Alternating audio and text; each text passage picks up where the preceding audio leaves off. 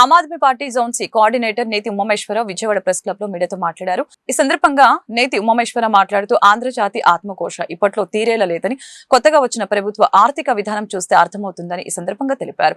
పెనం నుంచి పొయ్యి మీద పడినట్లు, పొయ్యి నుంచి వేడి నూనెలో పడినట్లు రాష్ట్ర పరిస్థితి ఉందని ఈ సందర్భంగా వివరించడం జరిగింది. అలాగనే సీసాలో పాతసారా మాదిరి గత ప్రభుత్వాలు ఆర్థిక విధానాలను కొనసాగించడం అంటే ఆంధ్రప్రదేశాన్ని పడవ మునిగిపోవటానికి సిద్ధంగా ఉందని ఆమ్ ఆద్మీ పార్టీ భావిస్తున్నట్లు ఈ సందర్భంగా తెలియజేశారు.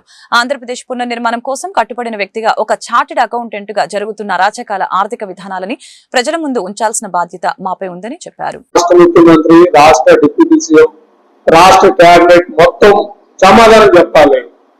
అసెంబ్లీలో ఇంకా దౌర్భాగ్యం ఏంటంటే 11 మంది ఎంపీలు గెలిచిన, ఎమ్మెల్యేలు గెలిచిన వైసీపీ వాళ్ళు అసెంబ్లీకి వెళ్ళడానికి భయపడే పరిస్థితి. దీన్ని డైవర్ట్ చేయడానికి సోషల్ మీడియా కేసులు కావాలా లేదా వీటన్నిటి మీద కూడా అడావుడు చేస్తున్న పరిస్థితి. అదే చార్ట్ అకౌంటెంట్ గా నేను మిమ్మల్ని ప్రశ్నిస్తున్నా, వీటన్నిటికి సమాధానం చెప్పండి. మీరేం చెప్తారు బడ్జెట్ లో మీరేం చేస్తున్నారు? ఇక్కడ ఇంకా దారుణమైన పరిస్థితి. ఇంకా చెప్పాలంటే గతంలో వైఎస్ఆర్సీపీ వాళ్ళు ఏం చేసినా కూడా ఒక పద్ధతి ప్రకారం చేసుకునే వాళ్ళు అంటే మేము ఎలాగూ అభివృద్ధి చేయం, మేము ఎలాగ వెళ్తాం అనే విధానంతో వాళ్ళు వెళ్ళారు. కాబట్టి వాళ్ళకి ఆ వేలో వాళ్ళు, బట్ వీళ్ళు అభివృద్ధి చేస్తాం, మేము అభివృద్ధి చేస్తున్నాం, పునర్నిర్మాణం చేస్తున్నాం, ఇవన్నీ ఒక సైడ్ జనాలు చెప్తా, రెండో సైడ్ వాళ్ళకి అంటే అప్పుడు మనం పెనంలో ఉన్నాం అంటే మండుదండల నుంచి తీసుకొచ్చి పెనంలో పడేసిన పరిస్థితి.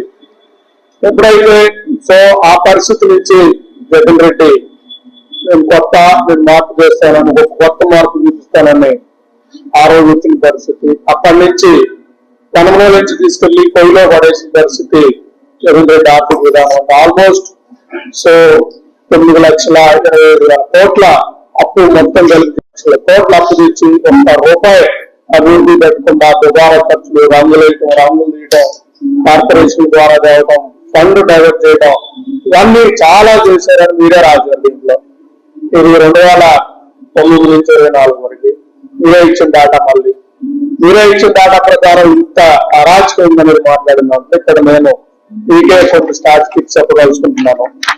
ఫస్ట్ వచ్చేకి మీరే డెట్ వచ్చేకి 9,74,000 కోట్ల డెట్ ఉంది. దీంట్లో పెండింగ్ బిల్లులు 1,30,000 కోట్లు ఉన్నాయి మీరే చెప్పడం జరిగింది. సో ఇక్కడ మీ ప్రభుత్వం చూస్తే నేను చెప్పగలుగుతుంది. సో ఇంతటి అరాచకం ఉన్న ప్రభుత్వాన్ని ఓడించారు ప్రజలు. మీరు అభివృద్ధి చేస్తారని చంద్రబాబు నాయుడు గారి ప్రఖ్యాతి ఏదైతే దాన్ని ముందు పెట్టుకొని ఎందుకంటే బాబు గారు అభివృద్ధి చేస్తారు, 2004 వరకు అభివృద్ధి చేశారనే స్లోగన్ తో ప్రజల ముందుకు